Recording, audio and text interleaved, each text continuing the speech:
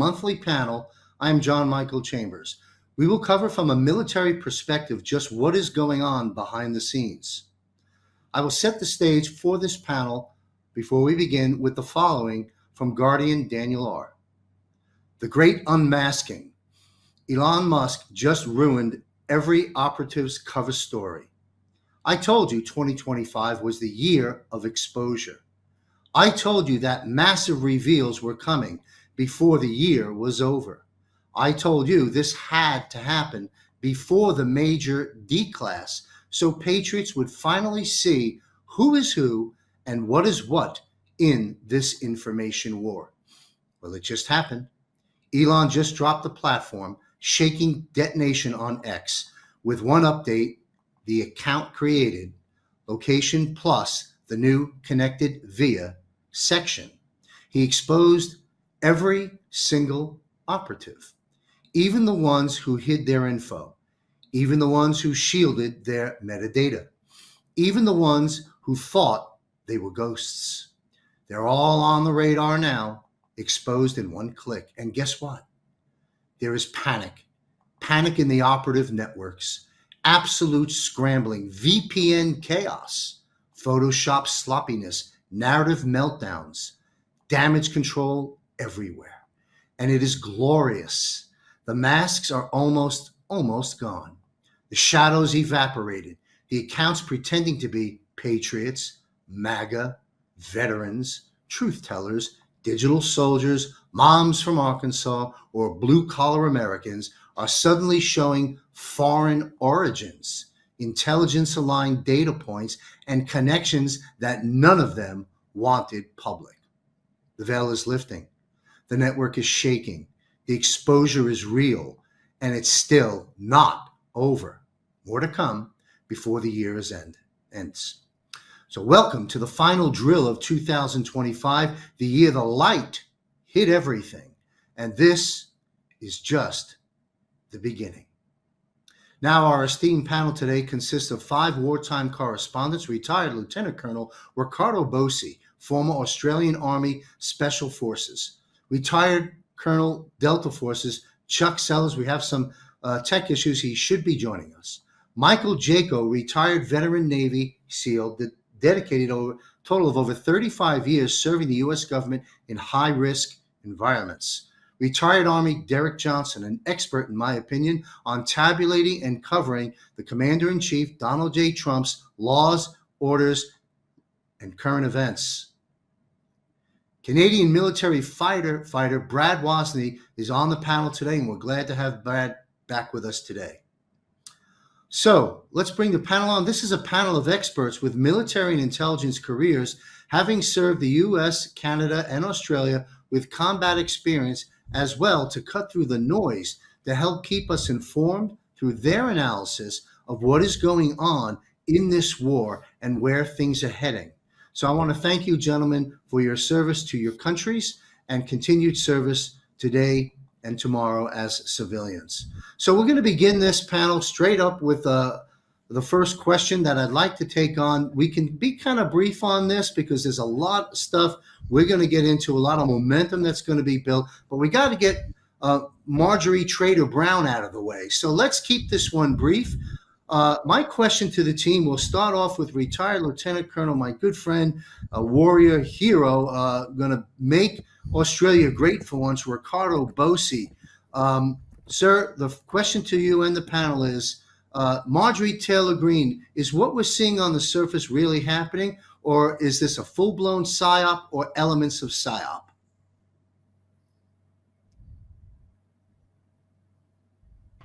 Thanks.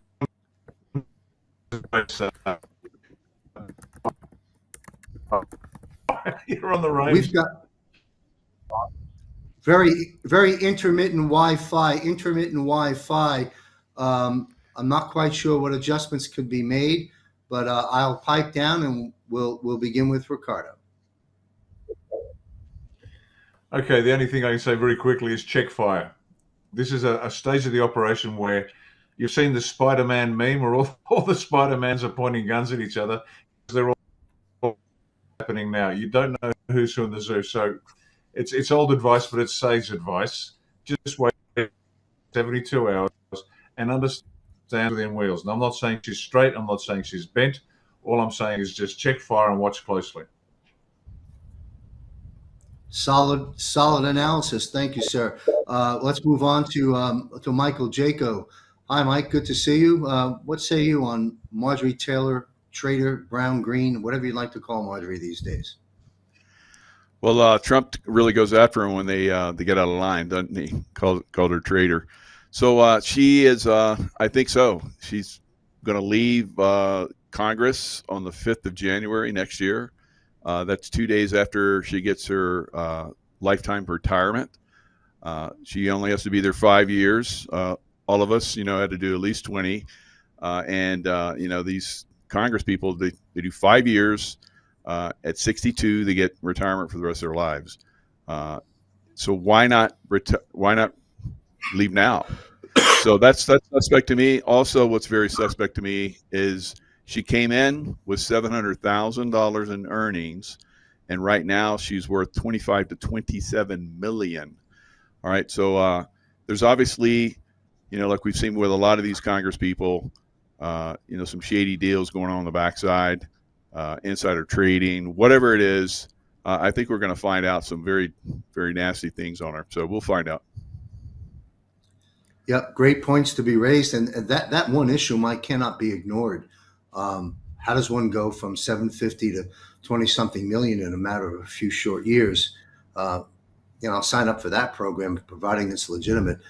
Same question to the panel. We'll go over to Derek Johnson. Well, it's what Republicans, conservatives got on board with President Trump when they started yelling, "Drain that swamp."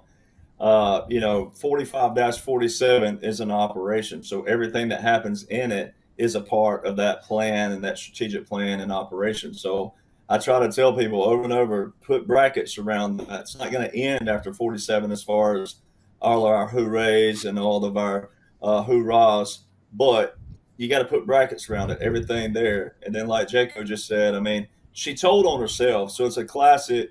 I know some people don't like game theory, but it had to be done this way.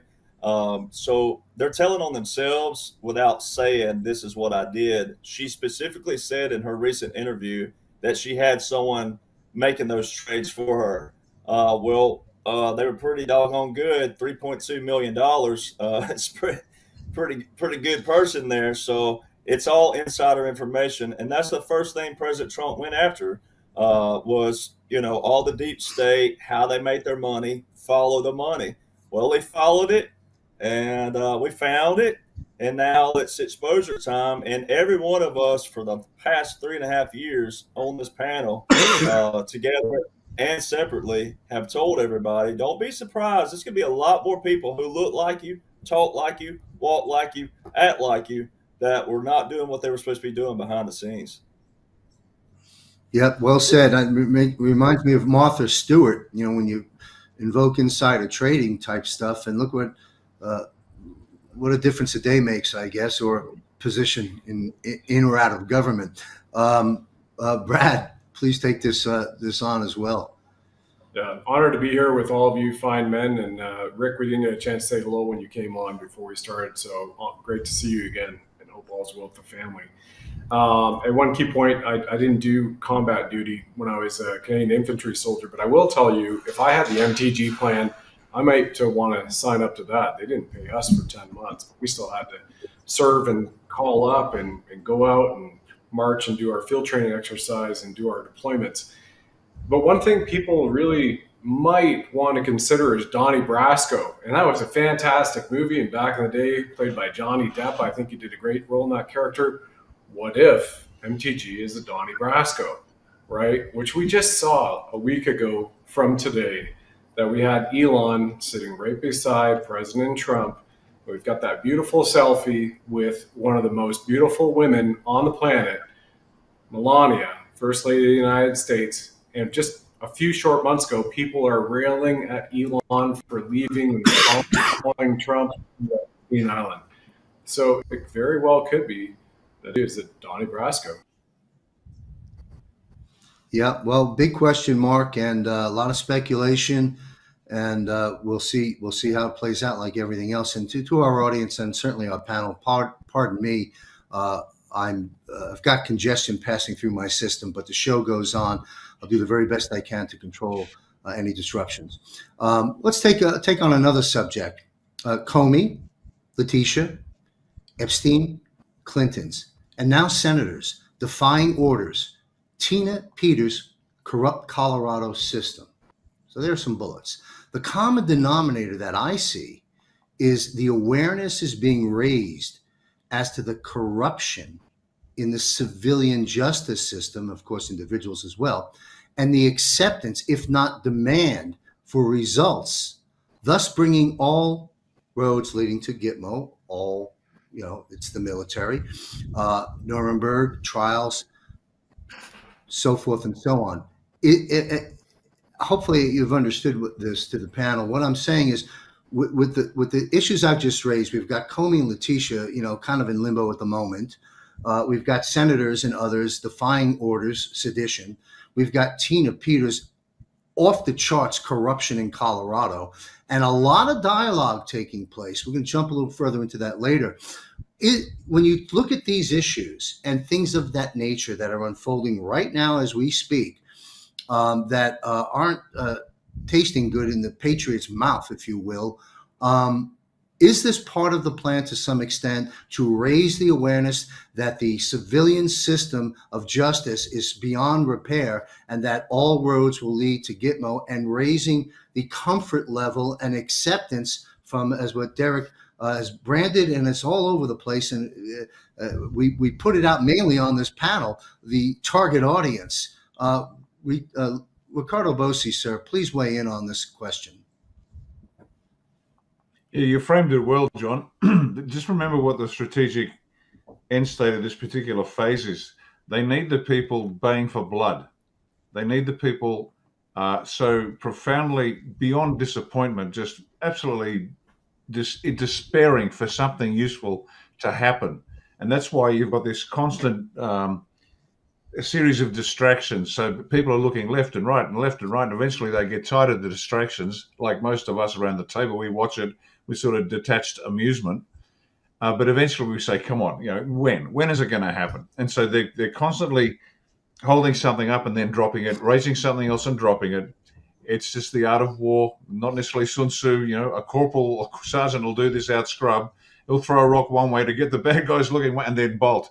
But there are so many levels to it. So it's got to be the polity, the judiciary, the bureaucracy, the constabulary, the military, the intelligence agencies, the media, academia, big business, big unions. You're going to keep seeing all of these frustrations, and people are saying, when? To be demanding action. And it's been necessarily slow. As we said before, the network is so deep and complex.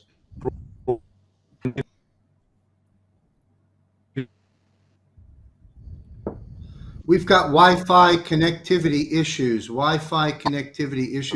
You spoke about a network, was the kind of the last word we heard. If you can take a pause and pick up from there, sir. Yeah, that network is so deep and profound. It's taken a long time to get there. That's why this has been so slow. But we are now there. You can tell we're getting very close, and we'll be mentioning other actions that Donald Trump is taking internationally as a comm. That things are now in place. Understand, as Derek has brilliantly pointed out and patiently pointed out many, many, many times, continuity of government, under control. So whatever you're seeing is the show, whether it's Marjorie Taylor Greene, whether it's Comey and the rest of them. The point that all of this is coming to is the people must demand satisfaction. They've got to get their gauntlet and slap somebody across the face. They're going to demand satisfaction. Now, my guess, they're going to get it. They're going to get a happy Christmas if they're like us or like me. I want to see arrests. I want to see people go down. It'll be painful. The reveal will be painful, but that's my view. It's all going to come down, and that's what we're seeing. So different areas, civilian justice, military justice, you framed it well. Civilian justice has failed. Let's do something else. but that's in the context of everything. I'll say it one more time. It all has to be dismantled. And I'll leave you with the last question. In terms of when you see an operations, clandestine mainly, would you risk your reputation to win the war? So the boss calls you in and says, mate, we got a problem. You've got to go in, and you will possibly be remembered for the rest of time as the greatest Judas ever. But you'll be working for the good guys, and you're going to save billions of lives. Would you do it? Would you risk your reputation and go down a rat? Now, that's a tough one. It really is. But bear that in mind when you're watching people be revealed. Now, most of them are going to be crooks. We know that. I think so. But bear in mind, it's a very subtle game being played, and the cost is high. Thank you, Ricardo. Thank you. We've got Colonel Chuck Sellers here. Thanks for joining us. Can you say hello? I want to make sure your audio is good, and I'm going to Right. bring you into the fold. Hello, everybody. Can you hear me? Apologies. Yeah, I apologize. Perfect. No problem. Thanks for. Hey, you guys are military. You make everything work in the end. So thanks for being here. The question that I'm going to repeat it because you just joined us, and we'll go to you, Chuck. I'm speaking in bullet points for the moment. Comey and Letitia, that debacle temporarily. Epstein, Clinton's testifying or whatever the case is. Now the Senate is defying orders. You've got Tina Peters in an unjust and corrupt Colorado system. I see a common denominator here as perhaps the collective of this, a common denominator is awareness may be being raised for the target audience, if you will, to start to realize that we can't get justice in the civilian system. Look at all the problems we're having with these individuals and the system, and to prepare us, because we're getting very close to moving a lot of this stuff into tribunals and a Nuremberg 2.0 with Fauci in the head seat, I might add. How would you weigh in on that notion? I agree with all of it. The research I was doing today in preparing for this, I mean, this was a new one on me. I had heard that this is right along the lines of what you're saying about the tribunals, right? And then I want to make another comment about these 6 idiots in Congress and the Senate that tried to pull that stuff. The thing that I heard today was that the Admiral Alvin Halsey, I had heard that he stepped down from the Southcom Command, in October sometime. I can't remember the exact date, but that came through other channels. I mean, I heard it from somewhere else, and I'm going, well, if he resigned, there's a reason he resigned. I'm sure it's going to come up as unsuitable or incompatible with leadership, and that's pretty much what I got as I was reading this stuff. Apparently, this guy got court-martialed and convicted last Thursday of his court-martial, convicted of treason. And it was an interesting case as I was reading it because he was ordered by Pete Hegseth is the way I read the laydown of the story. He was ordered by Pete Hegseth, SecWar, to attack and sink a drug boat that they had identified, that on ground assets visually identified it and physically identified that drugs were being loaded onto this boat by armed individuals. The way the narrative goes on this thing is that Halsey refused the order from Hegseth to destroy the boat because he was not going to attack a target that had women and children on the boat for a pleasure cruise, as he called it. Well, as the thing unfolded in court in the tribunal, it was a tribunal at Gitmo. Admiral, I'm trying to remember, Jonathan. It's in there somewhere. Anyway, the tribunal commander was an admiral, and they brought in his command sergeant major. Remember, this guy was the man in Southcom, and his NCO, I see his senior enlisted guy. They brought him in to testify against him. Did you see that that the admiral had seen the video evidence of what was going on to that boat, that target? He goes, yes, sir, I saw that evidence. He goes, did you ask the admiral, are you going to do the order that the Sec War just gave you? And he goes, I'm not going to, because there's women and children. Sir, you just saw that. You saw the video, and they're armed men loading drugs onto a boat. Cocaine. I'm not going to do it. So he elected to not do it, and they arrested him. First he stepped down, which is okay, fine, and then they arrested him a few days later. So, but the question is, it brings into the whole question, because a lot of people have been bitching and moaning about what the Navy's doing out there in the Caribbean, sinking those boats and those submarines. This is not a new story. I was in Colombia. Mike you probably were in Colombia too. I was back in Colombia in '93, and they were using those submarines and the cigarette boats to run drugs along the Colombian coast. This is not a new story, peeps. It is not new. This is old tactics for them, and it's common knowledge. And so there's that line. You're going to interpret the order, and this is I'm talking about the Southcom commander. He's going to interpret that order. Is he going to actually look at the physical evidence of the intel that's telling him that he's okay, that he's within lawful orders to go ahead and hit that target? Or is he going to make a decision somehow or other that, no, I'm not going to risk I'm not going to risk it, because that could be an unlawful order. So now you get to really explore the fine lines that these guys are walking. And honestly, if they have the video, and again, this is all about evidence.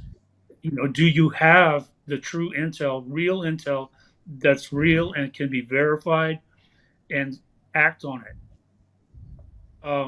And in this case, it looks like there was that evidence, and his command sergeant major verified it, and they took the correct action, I believe. Luckily for him, he didn't get the death penalty. So translate that into the actions of these 6 bozo, 2 senators and 4 representatives that decide to make that film. They're walking that fine line also. Now, the words that they used, they actually kind of said it. You don't have to follow, all you troops out there, you don't have to follow an illegal order. That is true as the ace of spades. We've known that ever since we were commissioned. Guys, every unit in the military gets trained on this stuff. They get trained on lawful orders, unlawful orders. It was in our minds the entire time. From the first time that you get commissioned, and you take your first salute. So there's nothing new about this. I think, especially I'm talking about these six politicians, and I mean that, politicians, all Democrat. They said correct words, I believe, in what they put out, but the intent is clear. And their intent was to obstruct, delay. Oh, but wait, isn't that the Democratic playbook? That is the resistance playbook against Trump. Delay, resist, obfuscate, all the way down the lines. They might have covered themselves on some of the wording of what they said, but their intent is clear, and they should all definitely be taken out of their positions. Thank you, sir. Wow. What comes to mind is, you've got the commander in chief, Donald Trump. You've got Secretary of War, Pete Hegseth. As I've learned from observing the world go round and from this panel, particularly Derek Johnson, that this is laws and orders. This is everything the president and therefore orders given by him down to Hegseth are lawful, are constitutional. End of conversation. That's true. And sorry, can I interject one thing? And if you think you're correct, you're absolutely correct. The orders that Trump has given are lawful orders. There's no doubt.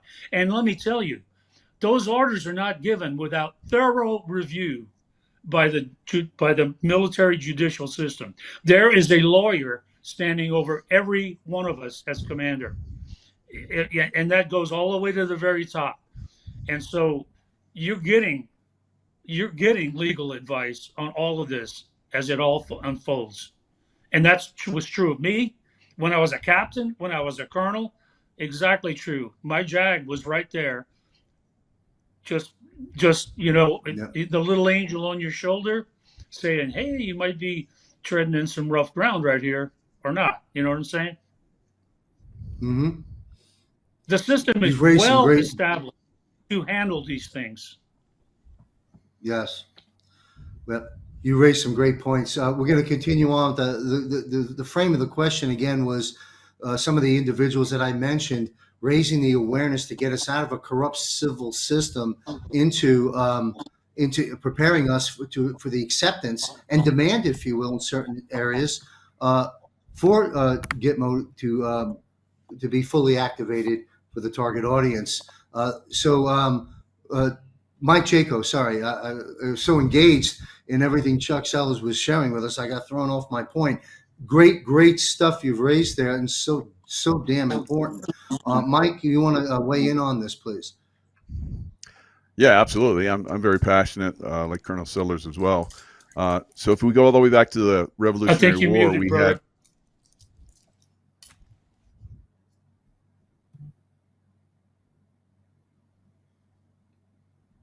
What was that? Am I muted? I think Mike was muted. I can see him talking.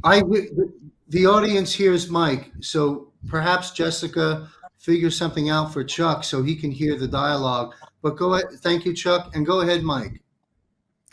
So going all the way back to the Revolutionary War, you had loyalists that fought with the British side, and then you had the terrorists, which what we would call today the patriots.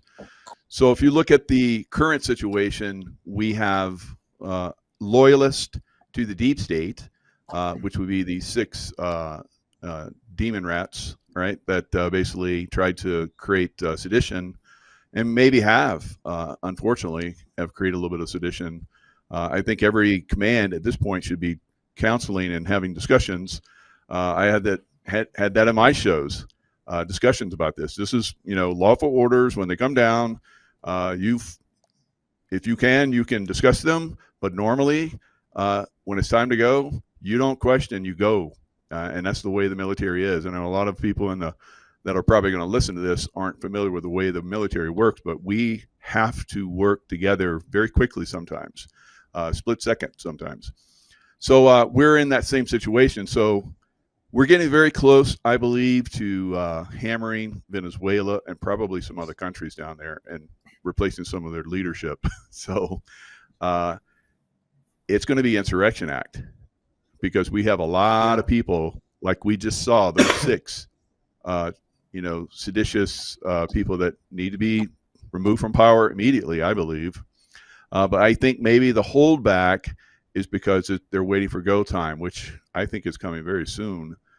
Maybe this coming weekend would be my best guess.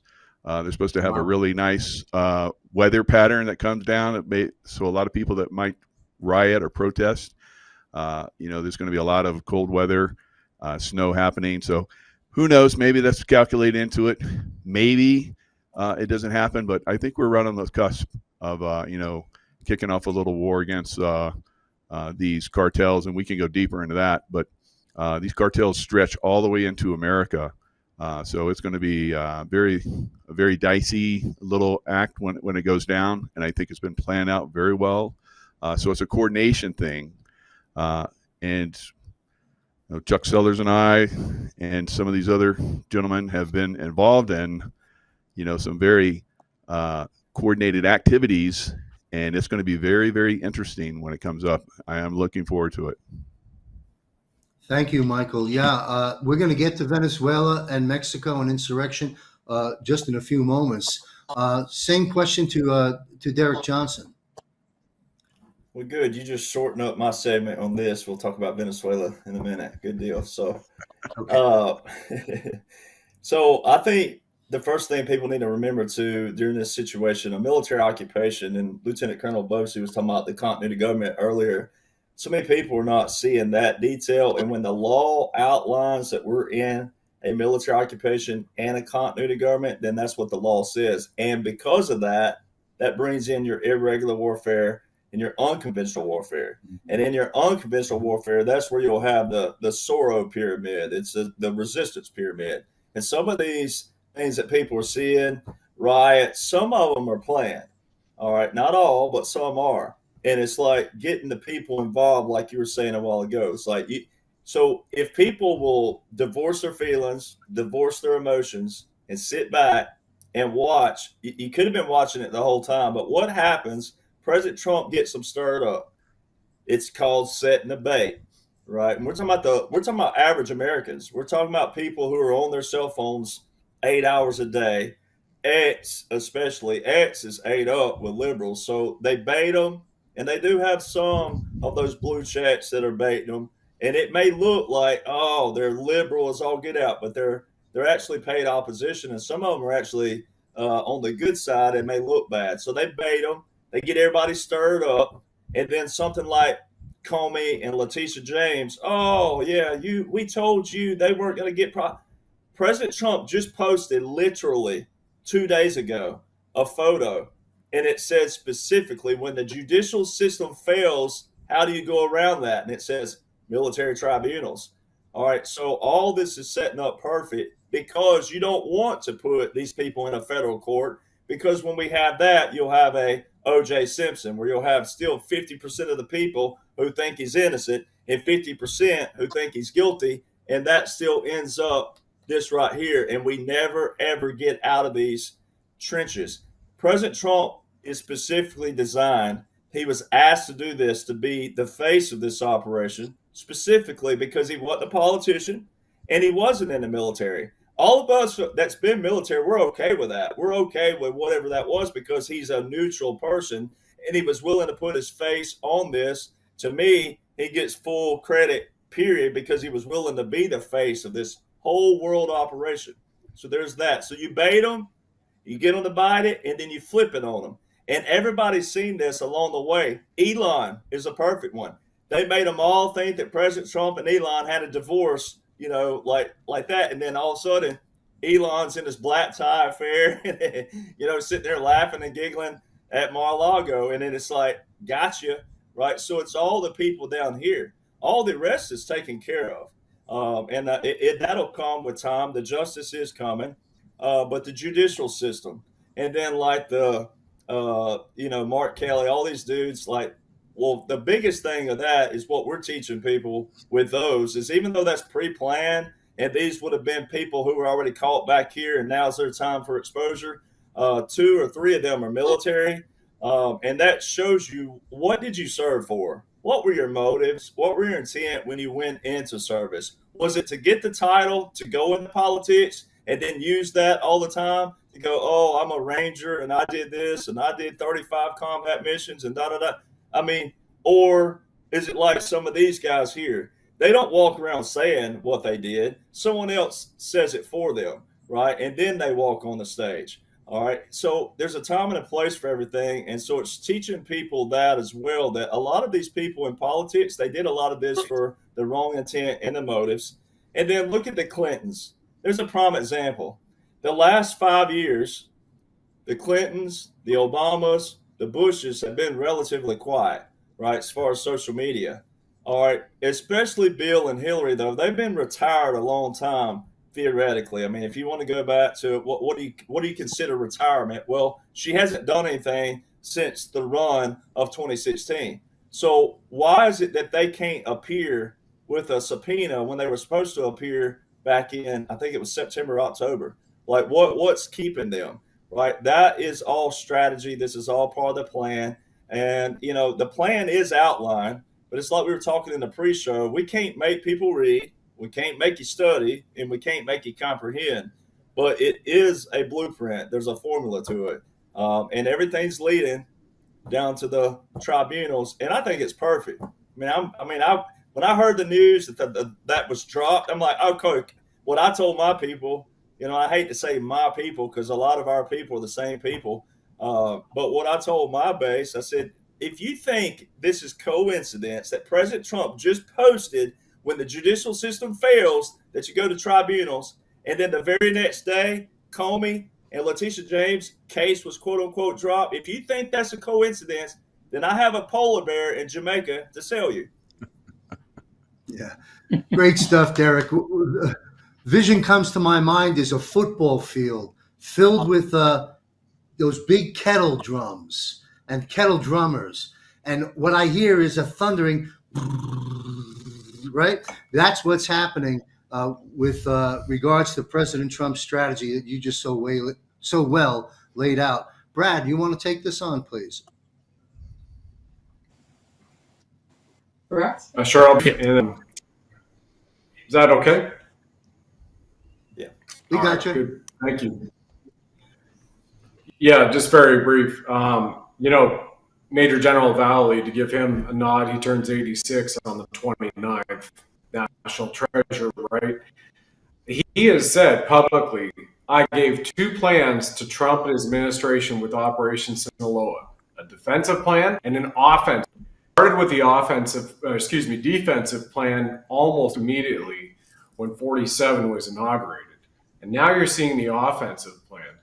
And so these things are being worked out. And you look at the build of any storyline in great movies or books that you might read, like Rick or his friend might have written, Dr. Reb, or any television show. You've got the build-up, the presupposition. You kind of lay out the characters. Some of those characters move around. Is that an antagonist or a protagonist? Mentor, but the mentor maybe is born or a Michelle, and he's actually the bad guy.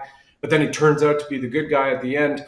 They're doing this once again on purpose to wake up the world. So I would encourage everybody to just hang in there and enjoy what is going on, because at the highest levels, while you might see some problems going on, which is still happening in every one of our cities and municipalities, and Tina in Colorado I mentioned earlier, John, which, by the way, from being a guy who lived there as a legal resident in America myself, in Edwards Valley in Boulder, Colorado, that was back in the time you could go to the restaurant like the Gas House in Edwards in Beaver Creek, and they still had hitching posts in 2005 and 6 where you could be a cowboy and go up there. So where are the cowboys going in to get Tina Peters? I mean, it's real unfortunate to see what's happened there. So put a lot of prayer around that woman, everybody. But at the highest levels, this has already been worked out, and they're seeing where you exert pressure one area, a couple places down the system in the pipeline, you might see, oh my gosh, we got to plug that leak over there. And that might be through land warfare very soon, because President Trump has already announced that he has green-lighted special operations to happen in Venezuela. And we know for a fact, some people here that have already gotten the intel that it is happening, which is wonderful to hear. Mm-hmm. Yep, great analysis. Thank you. You mentioned Tina Peters, perfect dovetail. We'll go to Ricardo. Tina Peters. Okay, I'm going to be very careful with my wording here. I don't want to be out of context or misunderstood. Tina Peters, she's in the hole, she's out of the hole. She's in the hole, she's out of the hole.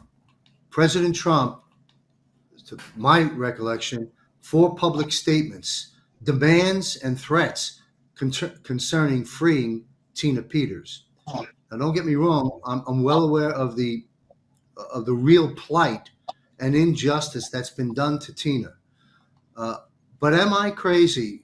Again, we're going to Ricardo now. Am I crazy in thinking that there is some aspect of a psyop taking place involving the Tina Peters situation? At the risk of repeating myself, a show we did just recently, I'll say it again. Is this real or is it not? Let's assume for the purposes of this discussion, the Tina Peters is actually undergoing this injustice.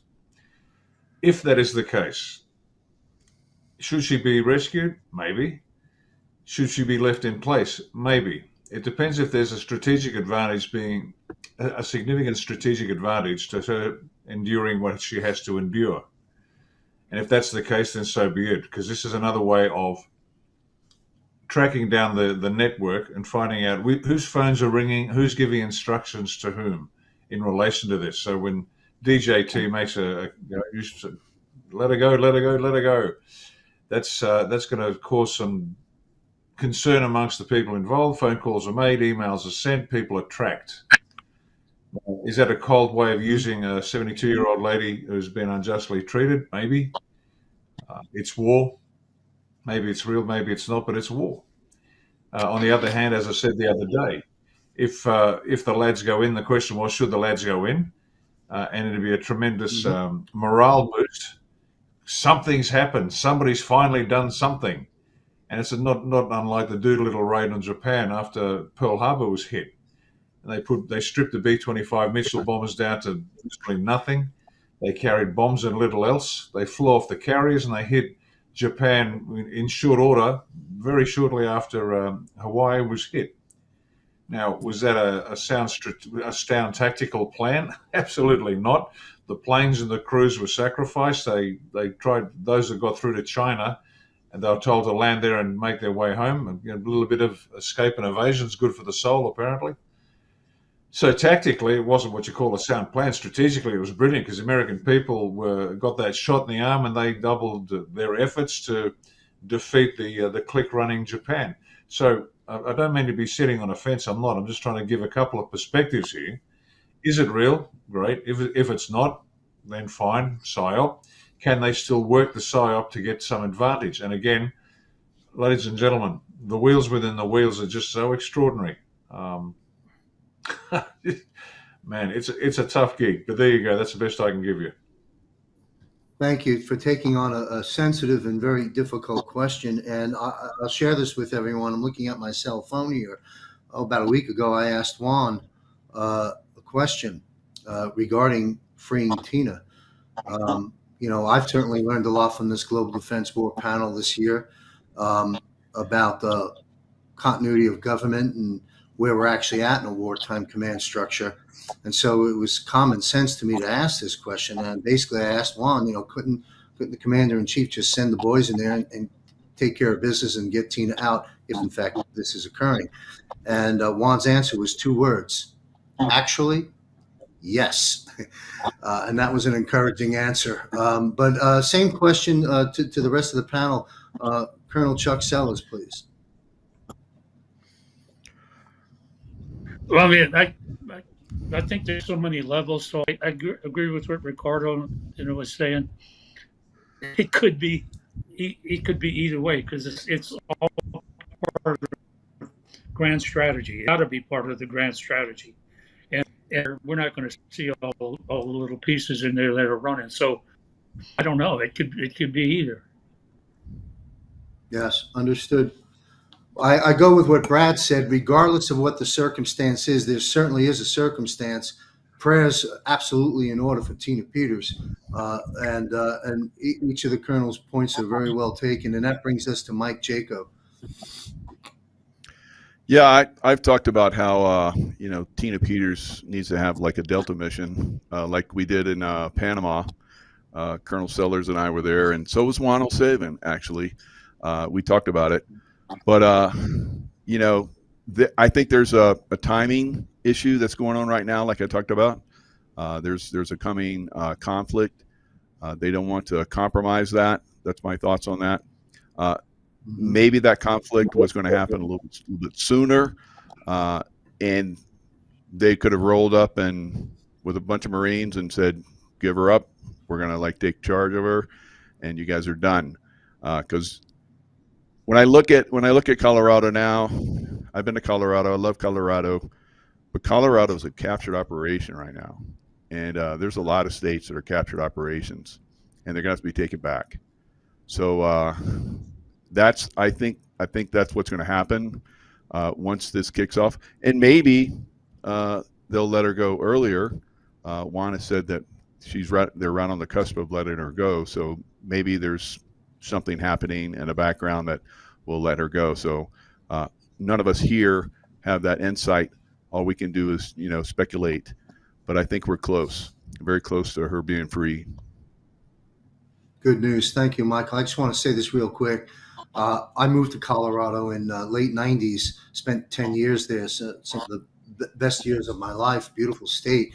But, and I was focusing on, besides my financial services business at the time, focusing on songwriting at the time. And I'd written a series of songs called Songs from the Light, sort of spiritual freedom type music.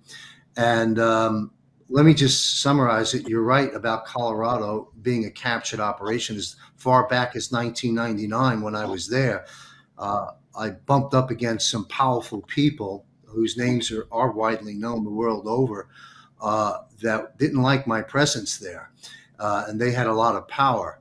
And they didn't like my presence just because of the CD I was circulating of the truth. And so I think you're right. I think the captured operation of Colorado, it's just one man's simple opinion, began a long time ago and has fully manifested now, become a place that is not what it once was. And we will eventually get that straightened out. Same question on this subject of Tina Peters to Derek Johnson. Well, I'm not very versed on her whole situation, but I do know enough about it to say this. One, do you believe President Trump is Commander-in-Chief? Yes. All right, that should be your answer. All right, and then two, if you believe that, then you got to believe 45-47. He put that on his ball cap April the 2nd, 2023, which was a year and 7 months before he became 47. You see the 1-7 there? How many times is it mathematically impossible? I mean, we're at so many now that no one can recollect the number 17. Then also the judicial system. I have a timeline, which is a whole other setting and a whole other podcast, but I have plenty of those on my Rumble, etc., where I show this timeline of the 2017 to 2021, 21 to 25, and then right now 25 to present day. So January the 20th, 2025. The first term was your resetting of your legislative branch. The second, what people thought was quote unquote Joe, was actually a reconstitution of the executive branch. This is all in laws. It's all outlined. There are publications to show the blueprint. So that was a puppet government, which is your heavy unconventional warfare, and then your government in exile. And right now you're going through the judicial resetting. So the first one was a resetting of the legislative branch. The second is the resetting of the executive branch. And right now, it's what's judge this, judge that, judge this, judge that, court this, court, judge. It's all you hear. And it's a resetting of it. So I'm with Lieutenant Colonel with the double, and then also with Jaco on the other portion of that. Look, a military occupation means that there's a shield. It's like a golden dome. It's like a dome that the military is watching every aspect of it, but especially something that President Trump is commenting on. When he is engaged on it, that means he is well intact on what's going on. And like Jaco said, if they wanted them out, they could send. I'm not going to pick on branches here. We can't be doing that. But they could send what we would consider our lowest branch in there to get them out if we wanted to. But especially if the Marine Corps came up there or Delta Force, it'd be game over really, really quick. You probably will only need one of them. You send Jaco in there and look at him, and with his language and with him fully geared up, they would be on their knees. They would have dirty, wet, stinky socks in their mouth, and they wouldn't say a word, and then she'd be walked out there with dignity. But it's like I told people with J6. J6, you couldn't compromise the mission. It was already a pre-planned operation. So a lot of innocent people walked into a pre-planned situation So therefore, you couldn't give up your operation. You had to put them through the judicial system just like that. So it's like a Yellowstone quote. A lot of people love the show Yellowstone. And there was a protester in there. She loved what she did. She protested all the time. Then she got arrested, and then she got put behind bars. And then Kevin Costner, who was playing John Dutton, he said, well, isn't this what you wanted? Right? So you kind of have to own it in another sense. So if I was Tina, I would own it. I'd be like, like my, whatever you want to call it, pin myself. So you got to think of it that way too. It's like when you're a warrior, and as Lieutenant Colonel Bosey said, this is a war. It is a war, and we're seeing what kind of people are standing up in a protected shield. So they actually kind of want to see people do this in another manner. And I tell you what, for 72 years old, I think that's pretty badass, if I can say. Oh, without question. Thanks, Derek. Brad, you want to tackle this one?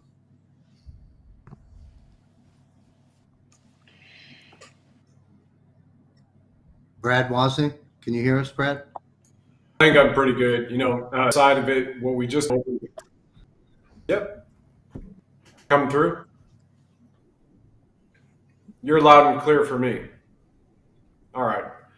I think the through line, what we're all discussing here overall with Tina and the issues we've covered thus far, is that once again, there are people that may not be exactly who they appear to be. And then there are others who are in these roles or actually in real life, going through these circumstances to see what other people react to, and patriots stand up and get them ready. And I'm going to use the phrase, wanting blood, because that is what is going to be the tipping point from a psychological aspect worldwide. When you're sitting here wanting blood, whether it's 400 ostriches with 1,000 bullets over the course of 9 hours being slaughtered or massacred in front of people who 2.5 years earlier, we just had horses trample, an indigenous clan mother and another man to death in Ottawa. We had 2 million people fried with LRADs, which Lieutenant Colonel Ricardo Bosey and his wife and chief of staff and 2 million Aussies, right? They've forgotten. And then we're still seeing all of this, 12,000 being arrested in the United Kingdom, most of them at jail, for some of them for memes they hadn't even sent on their phones yet, because the MI5 British security apparatus is reading everybody's mail also on their devices. So we need to have the world wanting blood, screaming blood for justice. That is what this is all about. 100% the good, bad, and the ugly. And when we're looking at Tina Peters, God rest her soul, she's still with us. But again, everybody, and for some reason, Goldberg lost her son, her husband. And either way that this goes, this should not have happened. It's still here. And so everybody has to stand up, speak out, and start chanting everywhere, military tribunals, far beyond enough, because more innocent blood will be spilled, more lawfare will be brought against people. Pastor Artur Pawlowski today is facing another $165,000 fine for being a pastor speaking out of service. Like, what is enough for people to take, right? What is enough to get them chanting for freaking justice everywhere, not on one incident on stolen elections at a federal level, or maybe in a state here or municipality and child trafficking and CPS. It is a freaking collective across everything. So we need to chant, we want blood, we want justice. We have criminals who are still trying to vaccinate people, even in Colorado just this weekend. They wanted to COVID-19 vaccinate a woman for her job, and she said no, and they said, you will not be paid this week or come to work because of it. So now we have to take it up to the DOJ and the president at the White House, because that stuff is still not happening. We want justice and we want blood. There are people who must be hung, shot through proper military tribunals with unequivocal evidence. And Elon even said it 48 hours ago on X. He said if there is unequivocal evidence of murders, they must be murdered, hung. They're killed, not murdered, right? Those murders. And then Valentina Gomez even backed it up and said, yeah, including rapists as well and drug traffickers. So the whole world needs to shout this on social media right now out loud and not until we see what I believe is over 100 million people willingly converted, which causes death immediately, whether it's fentanyl or whether it's pharmaceuticals coming from China. On top of that, stolen elections, sedition, and treason. And in addition to that, funding, trafficking, and genocide. I believe there's over 100 million around the world that need to be arrested, and we need to see or know with absolute certainty, not through AI-generated means. We save the kids, and they don't see this for sure for our generations going forward. This is the generation, every man, every woman, every freaking teenager needs to know that this is the line in the sand, and we must see heads cut off, people hung, people shot, people with lethal injection, provided there's unequivocal evidence of the fact that they've done these crimes. And it ends there. We end the constant perpetuity of evil in our societies going forward, and our children are saved going forward.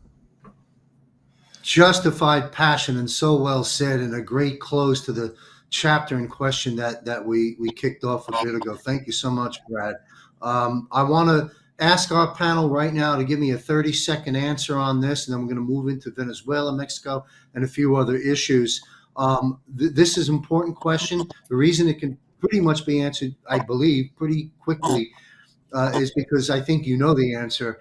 And the reason I want to raise the question is you got the MAGA wafflers and you got the target audience having a field day right now on Comey and Letitia. And I'm, for one, I'm tired of it. So what happened? What is the civilian recourse? And will justice be served to Comey and Letitia and others that may fall into this category soon? Ricardo Bossi, sir. Yeah, they'll all be taken out. Nobody gets away this time. Nobody gets away this time, all the way down to the bottom.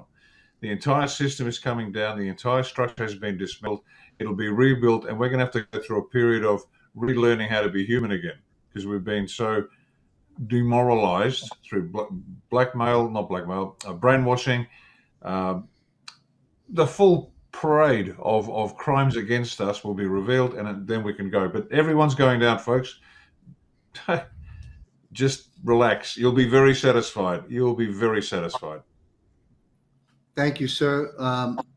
Colonel Sellers, please. I agree with Ricardo.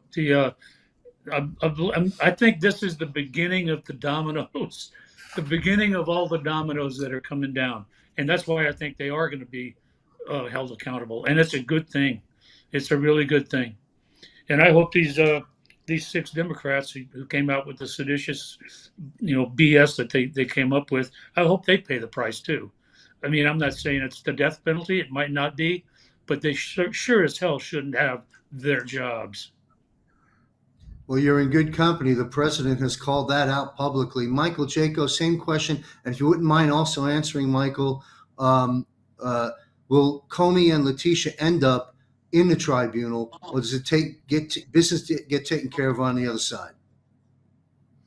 Yeah, absolutely. Military tribunals, I'm sure all of us have been either part of them or seen them or know people that have been part of them. It's extremely efficient. Hours to come to a decision, and then there's justice, whatever that might be. You're confined, or you go out, you stand on a platform, and it drops, and you don't drop all the way. So there's probably going to be a lot of that. I think there's 6 people in the Democrat Party are going to face that. That's my views on that, and I think that's going to be the justice that we're going to see for a lot of these people. Thank you, Michael. Derek Johnson. Well, it's the typical, again, you bait them, you bait the people. This is all that is. It's just showing the exposure of that. Then you got to go to President Trump's post just a couple of days ago. When the judicial system fails, you go to military tribunals. And you can most certainly try civilians in military tribunals. That's Title 10, Chapter 47, Section 802, Article 2 of the military law. And then one other thing is President Trump, I got to meet one of his best friends who's the only person who can still call him Donnie. All right. And he said, right when my friend Donnie looks like he's about to lose, that's when the storm's coming in. So they're getting everybody prepared. This is just set the stage for the tribunals, not federal anything. Great, great. Thanks for citing those codes on civilians being tried in military tribunals. Very, very important. Everyone take note.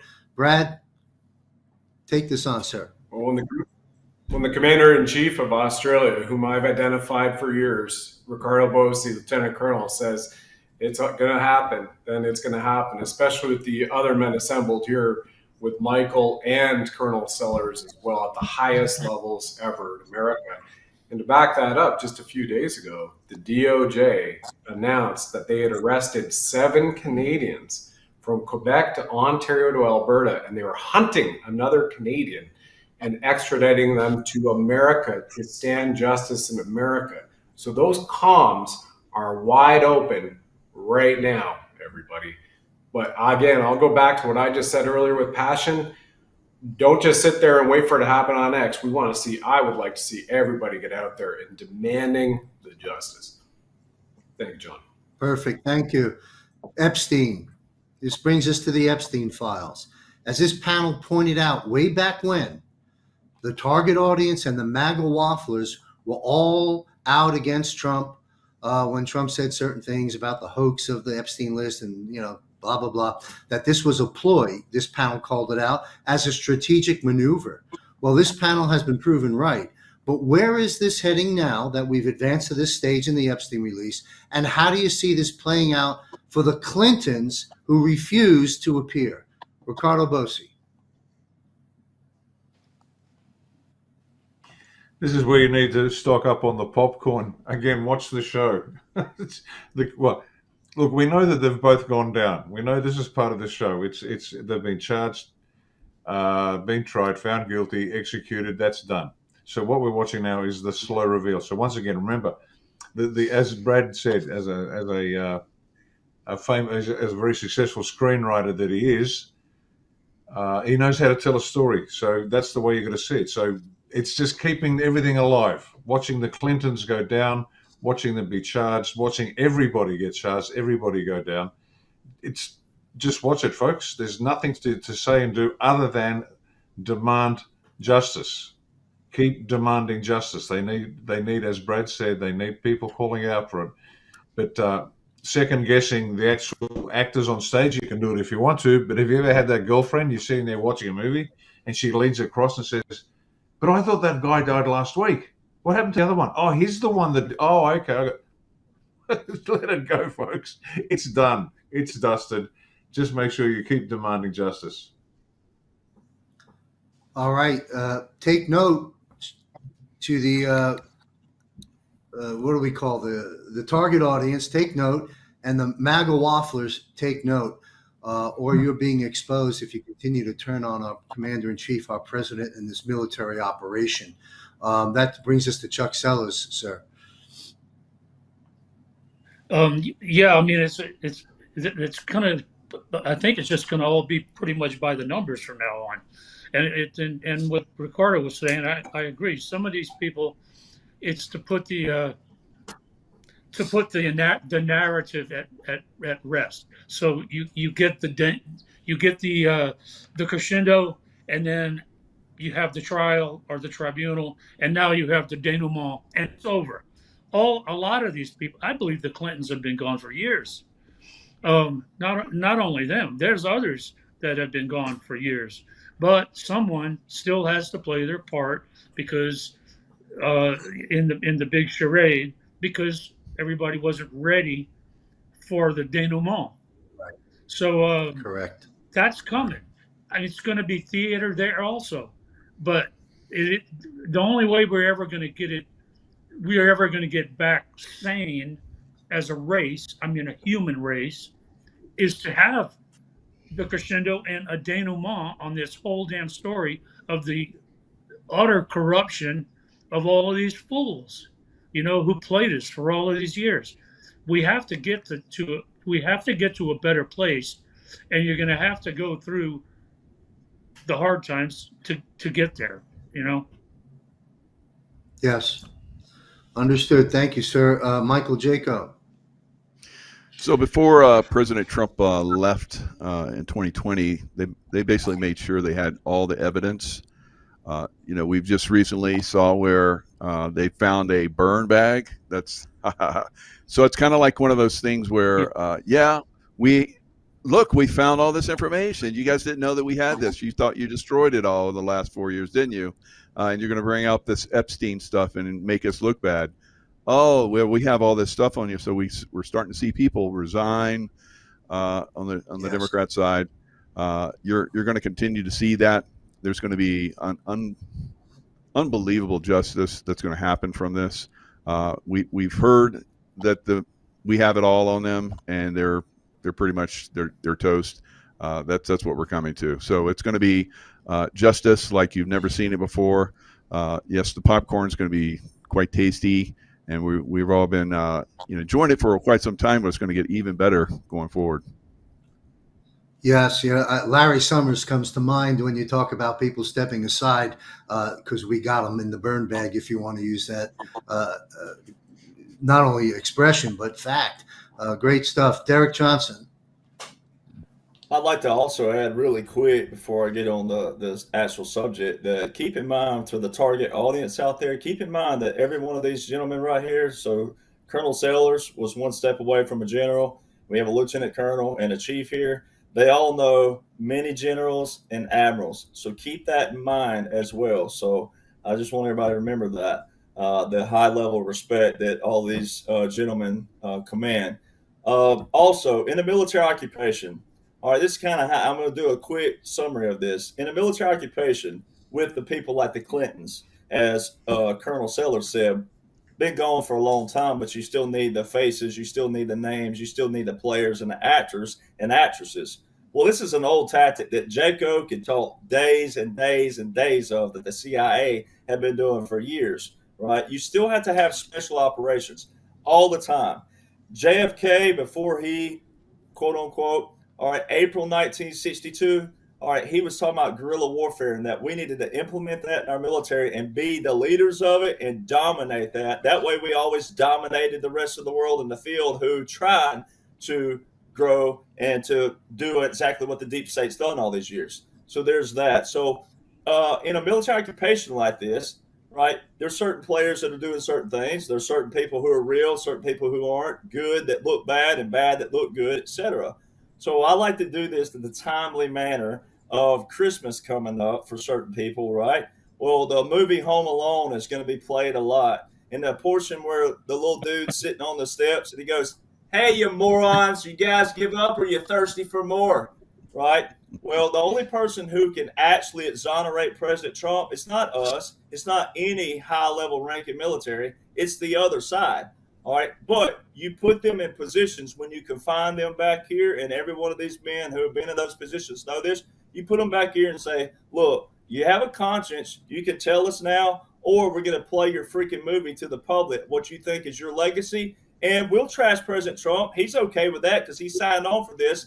And then the finale, though, as the colonel just said, the crescendo, well, the finale is going to be, though, then the people are going to find out what you were really doing. And you can have your way in history. So President Trump and the good men and women who signed on to this, it's always looking at history, how history is going to judge you. All right. And you don't want to go down in history as a Napoleon. I can tell you right now, if you're a good person with a conscience, if you don't have a conscience, then you're going to be taken out anyway. Look at Hakeem Jeffries. He's a perfect example right now of someone that they built up. He stood there like James Stewart on Mr. Smith Goes to Washington, and the liberals were like, "Oh, that's our hero. Look how long he's standing in there talking." And then all of a sudden, he probably should, even though I know it's all part of the theater, but for them, he should have consulted with Hillary on how to delete his emails because he's linked to writing to Epstein after Epstein was convicted of sex crimes, right? Asking for money. Just typical Democrat. We know that. Typical liberals. All right, so then Epstein had the most perfect leverage when he was living on President Trump. President Trump didn't become the threat January the 20th, 2025. President Trump became the threat June the 16th, 2015, when he rolled down the escalator. So guess who was still living at that point? Epstein. All right. And there's no any evidence of President Trump with any correspondence during this time period ever. When he said he etched him out, he etched him out. So who would have had the greatest leverage on President Trump if he was in these quote unquote files? Epstein would have had that. His first run in with the law was 2005. So people got to do the math there, divorce your feelings and emotions, and also know that in another theory, the justice system way back then didn't do what they were supposed to do. So this is also a waste of taxpayer money if it was a real situation, right? It'd be a waste of that, taking this through oversight committees and all this other things that they should be doing other things, right? So the judicial system. And then one last point. If you hated President Trump, if you truly hate the man and you say he's a dictator, a king, a pedophile, a threat, wouldn't you try to abolish every single thing that he put into place? So how was it that all the Title 10 and Title 32 military orders made it through 2021 to 2025? How was it none of the tariffs were revoked or terminated? How did all these things, laws and orders of President Trump, get to 2025? That's all you need to know. Thank you, Derek. You know, I want to make a quick comment before we take this question to Brad. You acknowledge, and rightly so, the respect that this panel has earned and deserves for their incredible service in uniform and out of uniform, because that oath never sunsets. I want to acknowledge that as well, and I want to let our audience understand something. This isn't some podcast. This is a military and intelligence panel of brave, heroic experts weighing in on the things that are on your minds today. You should listen up, do some homework, but listen up. This isn't just some entertaining podcast. This is a military and intelligence panel that we bring to you each and every month. And having said that, let's go to Brad Wozni to close out this this question surrounding the Epstein issue. Yeah, and I echo those sentiments, John. This is not just a podcast, and I really hope that is driven home for the audience. I know it definitely is for most people as well too. And maybe next time I'll call my sister and bring her in, because, you know, I had a little bit of the military side, but she had a lot of the intelligence. And if people have forgotten a little bit about that, both her and I have been at the Pentagon, but she also taught at the Pentagon. She taught at the DIA and the NSA before CISA scooped her up, took her there for an 8-year career. She went dark for 2 years. And when she popped back up under the Harper administration, where she was giving the prime minister briefs, but Americans are familiar with the PDB, the Presidential Daily Briefing, she ran the team that oversaw that to give it towards the exit of her career, because of stuff that went on. So she saw a lot. Again, part of the Five Eyes back in the day. And as it relates to Epstein, I can tell you 100% verified that this relates to all the child trafficking rings and the exposures throughout the world. And for the Canadians watching and listening, Picton Pig Farm, that goes back to the 1970s. The Clintons are implicated in it. Trudeau's, both of them, Trudeau #1, before Justine Trudeau, Castro's potentially daughter, who became a man, who became the guy who invoked the Emergencies Act, just like his au pair, Pierre, did on Canadians. It goes directly to that. I 100% verify that, and that is direct from me, direct from the individual that can confirm this at the administration right now. So this is being unveiled very quickly. It will roll out, rather. It's been unveiled, just a few drips, but will roll out extremely quickly. And some of the names that are on that list that I saw, but I was asked not to share, will blow everybody away at the target audience levels. And these names, I encourage you to get ready for stuff that will shock you, which will go back generations even. And I'm not even talking about entertainment and movies and actors and producers, whatnot. I'm talking at any level of your institutions, whether it's education to documentary, yes, we know politics and business people. will blow you away to where the entire world, if they're not chanting for justice, they will be screaming for it, and they will go out on their own, and they will want to take those people out themselves. From some of the names that are on that list that I have been asked and promised not to reveal. And only a few. I don't know. I don't want to pretend like I know it all. I don't. I'm talking about a few just in Canada and a couple in the States that I was shown. Thank you, Brad. To one of my producers, two producers pulling the show off right now. To Sandy, let's have a follow-up with Brad after post-show here regarding his sister as well. Thank you, Brad. Very important. All right, so we've got one or two more subjects to take on. Now we arrive at Venezuela.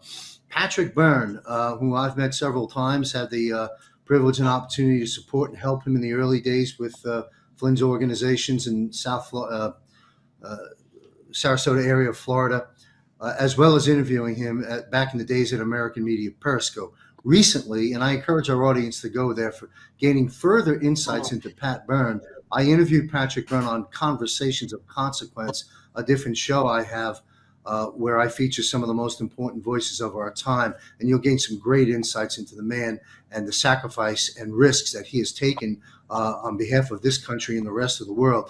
Of course, when I speak of Venezuela, I think of Patrick Byrne right now, who, in my opinion, laid a lot of the groundwork very successfully in Venezuela, resulting in a $25 million bounty on his head. And now we have President Trump blowing the drug cartel vessels to smithereens, and thank goodness for that. Now, let's peel the curtain back a bit. We'll start with Lieutenant Colonel Ricardo Bossi.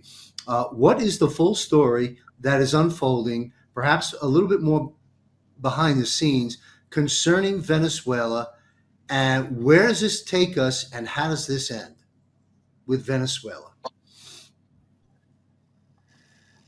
I heard a podcast recently from a guy, ex-Special Forces guy, and indicated he wasn't keen to go back to another jungle to fight local bad guys.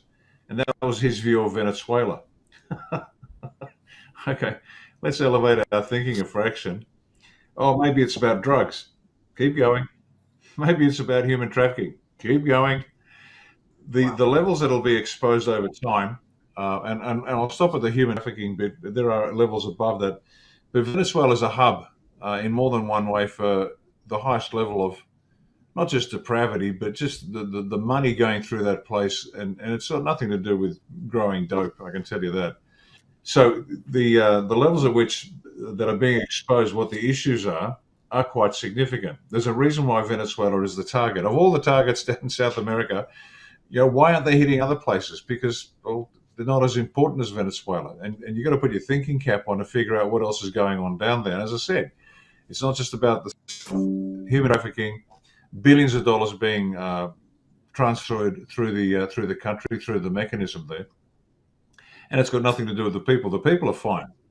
Venezuela should be one of the richest countries on the planet. It was on its way to becoming one of the richest countries on the planet. It is just rich with resources. It should be heaven on earth. The communists got in, but again, this is not about communism. Communism is a control mechanism. It's not, to each their need and to each their ability. It's got nothing to do with it. It's just a control mechanism. We know that. They got in, destroyed the joint, and turned it into a very serious hub. It's almost second to, this is a big call, and I'm probably wrong, and I'll get shouted down, but it's probably second to Ukraine in terms of its importance to global movement of all things bad. And that'll give you an insight into what's going on down there. It's not quite, but it's probably an overstatement, but just so people are aware, this is just more than, I don't want to shoot drug boats because there are women and children in the boat. It's much, much bigger than that. When that goes down, watch the rest of Southcom fall into line. Wow, thank you, sir. Lieutenant Colonel Colonel Sellers. Yeah, I agree with Ricardo. All of if you go back and you take a big picture of South America and all of the bad things that happen in South America, a lot of drug-related smuggling, human trafficking, all of that. The one one of the commonalities there is that a lot of those roads lead right into Venezuela. And I read some pretty horrific articles just in the last few days because we're always talking about drugs coming out of Venezuela, but the child trafficking is apparently horrendous down there. And there's actually, I think there are actually operations that are probably pending right now that we're going to see some special operations type things happening on the ground there, and not necessarily against the cartel because of drugs, but because of child trafficking and child rescue. I think that's pending. I think that's all part of this thing. There's so many levels of criminality that are going on in that country. And people think of it, oh, it's just the cartels. It's like in Mexico, it's the cartels. No, no, no, no, no.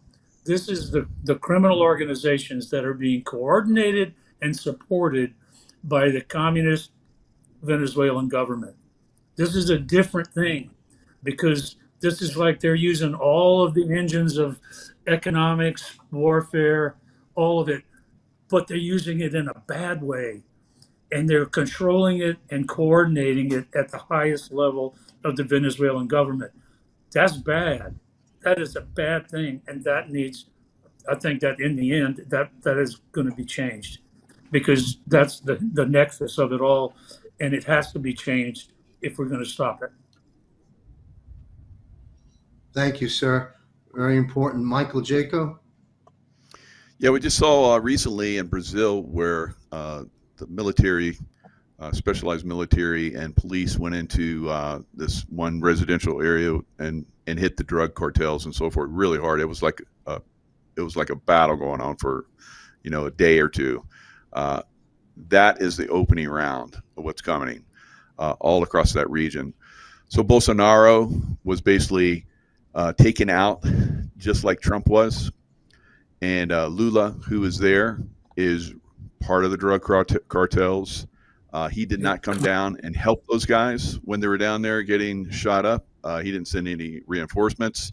So that's an indicator also of what we're going to see in American cities with some of these mayors and governors that are also part of the drug cartels and so forth.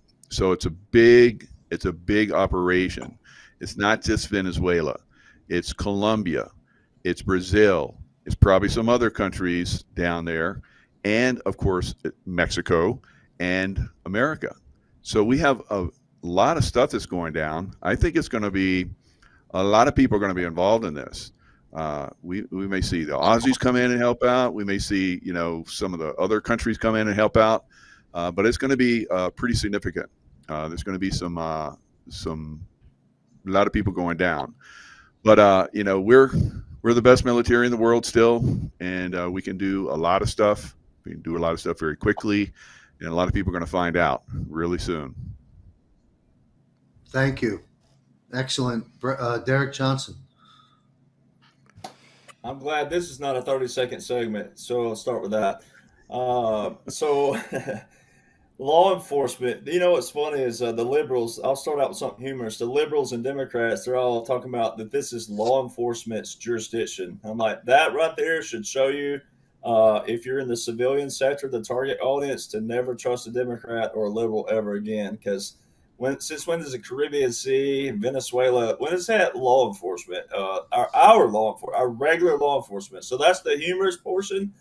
The other portion that's also kind of humorous for Democrats to show you that they don't know what they're talking about is the executive order with the national emergency put into place for Venezuela was Obama.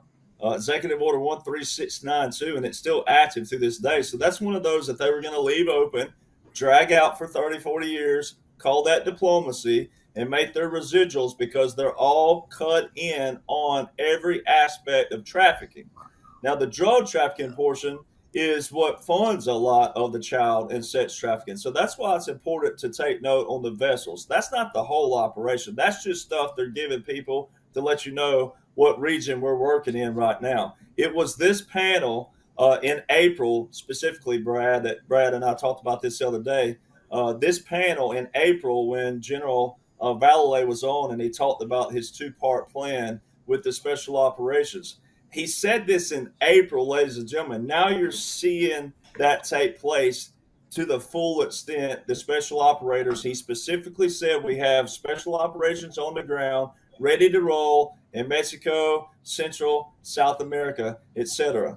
All right, really quick in that 692, it's quite humorous that there's a senator or congresswoman out there that said President Trump didn't have the authority to invoke the International Economic Emergency Powers Act. Well, even if he didn't do that and didn't ever do that, it's already invoked in that 13692.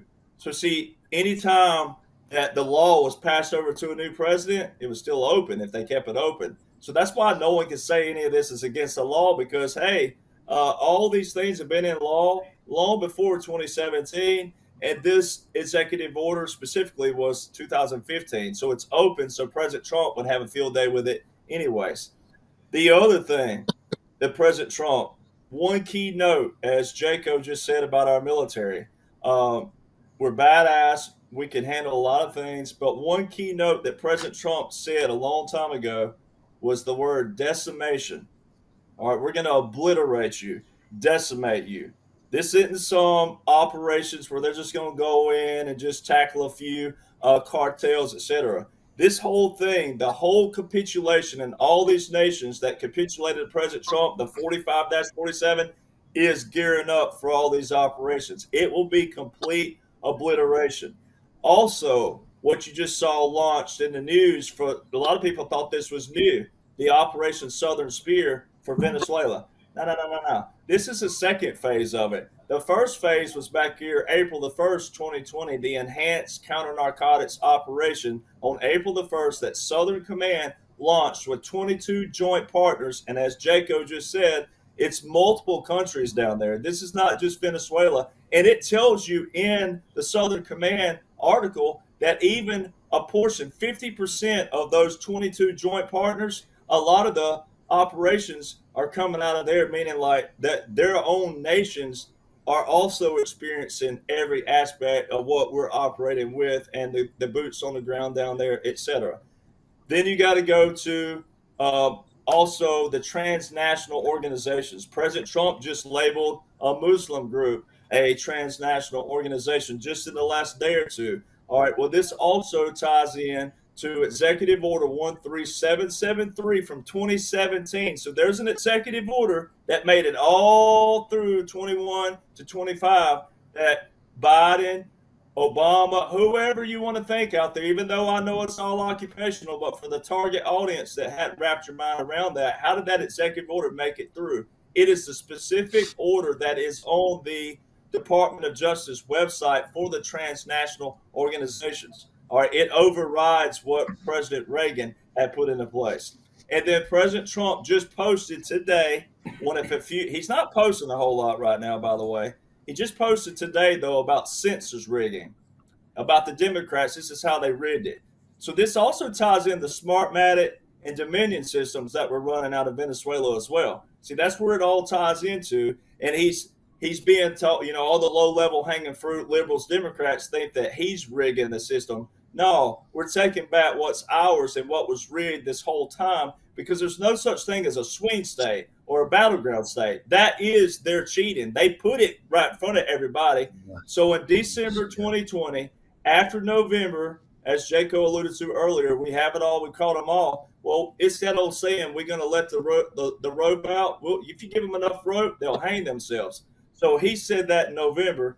December, President Trump, December the 14th specifically, he filed via the United States Supreme Court, via the state of Texas, a state he's never lived in or has property in that I know of. He filed via 7 swing states of 2020. Never before in history have the same battleground states been the battleground states to the next election. That shows you this is an operation. He won every one of those 7 swing states, not by vote, ladies and gentlemen, only by lawsuit. That's what that tells you when he put those posts up that he won those 7 battleground states. So, see, if you know those things, you know what's coming down the road, which will be your disclosure, and then your closure will be in the golden age, and then all this stuff will be exposed. And as Brad said, they'll be in the streets wanting justice once they build this up a little bit more. But this is way more than just drug trafficking. That's just to show people where our military is operating. Excellent analysis, great information. Thank you so much, Derek. And I've taken a few notes for next month's panel. We're going to jump into the Islamic mess and the changes that are taking place. We're going to delve into that deeply next episode, and we're going to delve deeply into 2020. It ain't over yet, as Juan O'Savin reminds us, and how important that is. We're going to jump into these issues as well as the null and void presidencies that may go all the way back to George Herbert Walker Bush. We're going to jump into all of that next episode. Great stuff, Derek Johnson. Closing that question out with Brad Wozni. Then we're on the final run of the show here. We'll wrap up shortly after this. Brad, any weigh in on Venezuela? I think we've got it. There you are. You're unfrozen now. Thank you.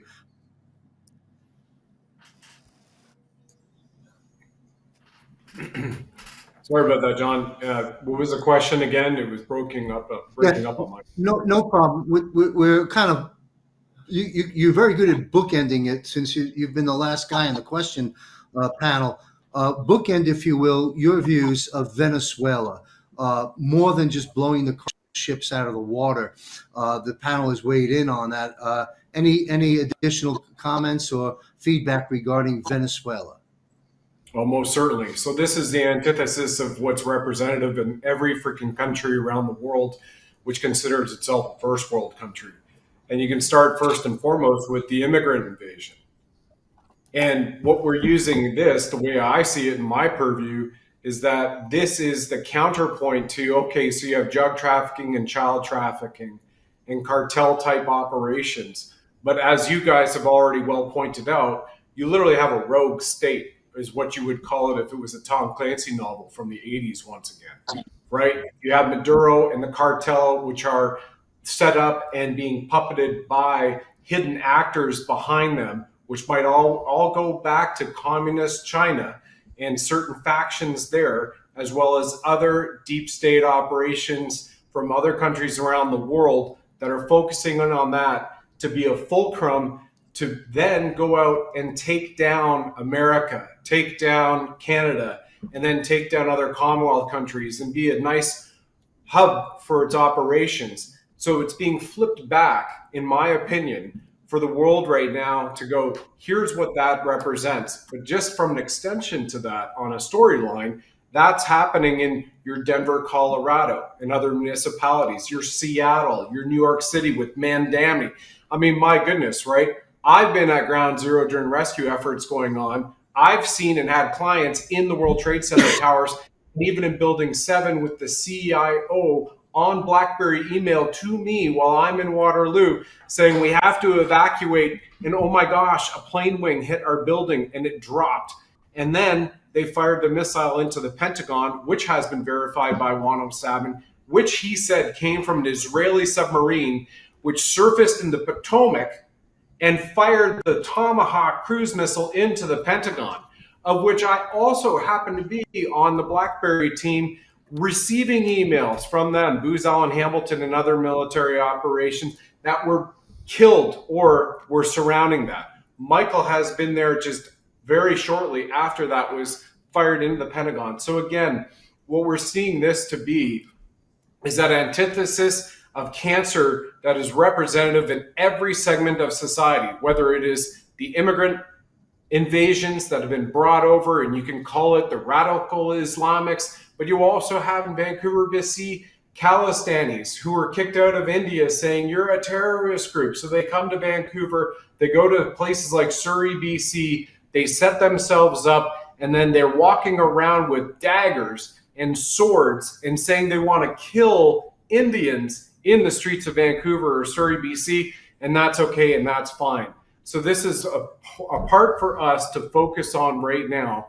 All of the patriots to go, what's happening in Venezuela and the way that President Trump and the White Hat Alliance are handling that and have carrier strike groups on both sides choke points in the Pacific and the Atlantic and taking them out and halting the operations, taking back the Panama Canal. So now you have the real southern border from Panama all the way up to Greenland over here, to Alaska over here, and that beautiful Monroe Doctrine going Western Hemisphere protected.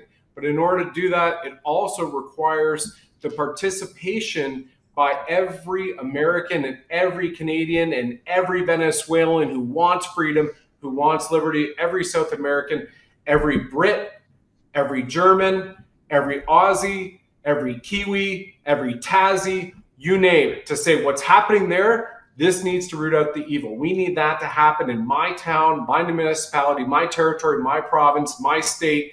That's what I want. And that, from my perspective, is exactly why we're putting more focus on that, while other operations are happening on the sidelines, which don't make the headlines for good reason. Does that make sense? Yeah, brilliant stuff. Thank you, Brad. So we can see, folks, there's more to Venezuela than meets the eye. This will be one of those 60 to 30 second answers on this next question. Then we're going to wind the show down with some important dialogue that we're going to spend some time on. Let's talk about Mexico. Going to retired Lieutenant Colonel Ricardo Bossi. Uprising in Mexico is of recent. Any brief comments on what's taking place in Mexico that is noteworthy to put on the record? No, I've got nothing on Mexico. Sorry, John. No problem. Thank you, sir. Colonel Sellers, please. I just the thing that struck me was I think President Trump, just in the last few days, I believe I remember him saying it, is I think he was talking to the press. Somebody asked him a question about it, and he goes, "Yeah, if I needed to take out some cartels in Mexico, I would send military in to do that. Yeah, I would." That answered everything for me. They are on the target list, and I think this has got to be a wake up call for the cartels in general, because they're not playing softball anymore.